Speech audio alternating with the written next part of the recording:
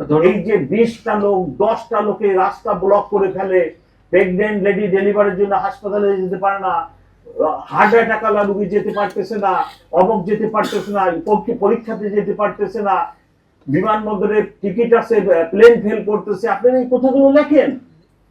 আপনার এই শহরকে নিরাপদ রাখেন, মানুষকে নিরাপদ রাখেন, মানুষের যাতায়াত ব্যবস্থাকে নিরাপদ রাখেন। আপনার কোথায় কোথায় রাস্তা বন্ধ, কোথায় কোথায় রাস্তা বন্ধ, এটা কি মিথ্যা বলতেছি আমি? আপনি তো মুভমেন্ট করতে পারেন না।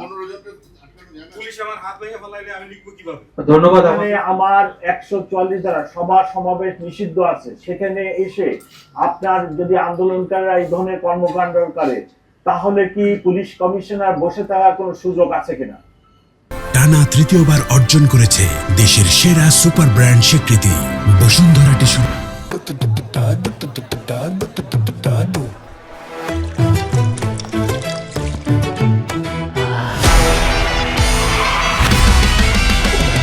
আজকে সন্ধ্যা দিবা সোনা গুনিয়া গুনিয়া রে, আজকে সন্ধ্যা দিবা সোনা গুনিয়া গুনিয়া রে, আজকে সন্ধ্যা দিবা সোনা গুনিয়া গুনিয়া রে, আজকে সন্ধ্যা দিবা সোনা গুনিয়া গুনিয়া রে, আজকে সন্ধ্যা দিবা সোনা গুনিয়া গুনিয়া।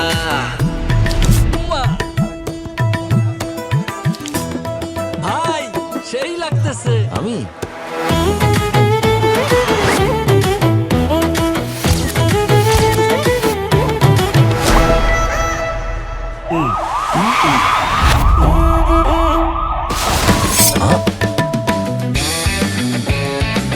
অনেক তো হলো, এখন থেকে চাঁদাবাজি কিংবা যে কোনো অন্যায় দেখলে সাথে সাথে ছবি, ভিডিও, ভয়েস কিংবা টেক্সটের মাধ্যমে পাহারাদার অ্যাপে জানিয়ে দিন।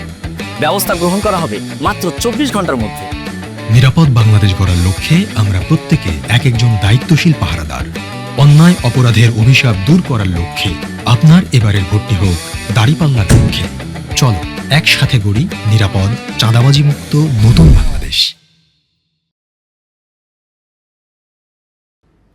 ডেইলি স্টার প্রথম আলোতে যে আক্রমণ হলো গভীর রাত্রে 11টায়,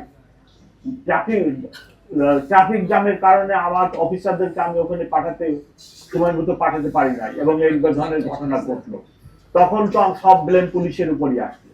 আমি পুলিশ কমিশনার হিসাবে কিভাবে আন্দোলনকারীদেরকে সরকার প্রধানের বাসভবন কাম অফিসে ঢোকার মতো ঘটনা ঘটাতে ঢোকার যে কি বলে সুযোগ বা ঢুকতে যাচ্ছে, এই অবস্থায় আমি কি বসে থাকার কোন সুযোগ আছে কিনা?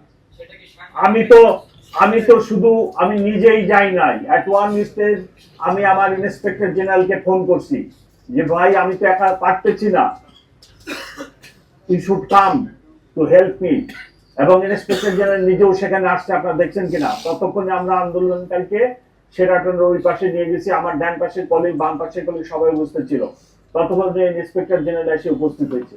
আপনারা এই কথা লেখেন যে গত 15 মাসে যে এই যে 20টা লোক 10টা লোকে রাস্তা ব্লক করে ফেলে, প্রেগনেন্ট লেডি ডেলিভারির জন্য হাসপাতালে যেতে পারে না, হার্ট অ্যাটাক আলা রোগী যেতে পারতেছে না, অমুক যেতে পারতেছে না, পরীক্ষাতে যেতে পারতেছে না, বিমানবন্দরে টিকিট আছে, প্লেন ফেল করতেছে, আপনারা এই কথাগুলো লেখেন। আপনার এই শহরকে নিরাপদ রাখেন, মানুষকে নিরাপদ রাখেন, মানুষের যাতায়াত ব্যবস্থাকে নিরাপদ রাখেন। আপনার কোথায় কোথায় রাস্তা বন্ধ, কোথায় কোথায় রাস্তা বন্ধ, এটা কি মিথ্যা বলতেছি আমি? আপনি তো মুভমেন্ট করতে পারেন না। ধন্যবাদ। আমাদের